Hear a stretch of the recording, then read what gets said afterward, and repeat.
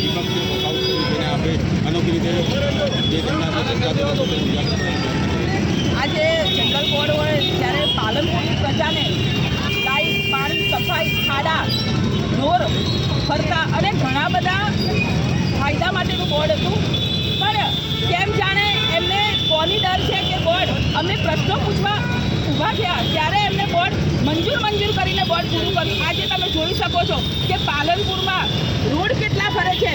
એક પણ એવો રોડ બતાવી દો કે કેટલા ખાડા છે.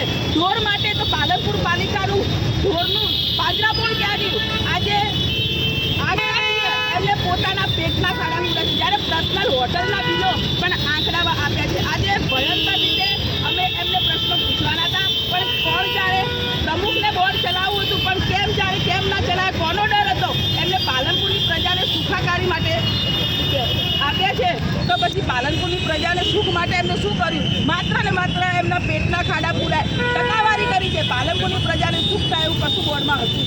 આપણે વિરોધ પ્રદર્શન કર્યું છે અનોખી રીતે. કેમ આવું વિરોધ પ્રદર્શન? કેમ? કારણ કે અમને બોર્ડમાં સાંભળતા છે નહીં. માત્ર એમના સત્તાના જોડે મંજૂર આજે પાલનપુર શહેરનો એક પણ રોડ જોઈ લો, એક પણ તમે ભૂગર્ભ જોઈ લો, લીકેજ વાલ જોઈ લો. 6 મહિના આજે ગંદુ પાણી, ખાડા, લાઇટમાં બધી બાબતમાં 0 છે. માત્ર ભ્રષ્ટાચાર અને ટકાવારીમાં નંબર 1 પાછળ છે.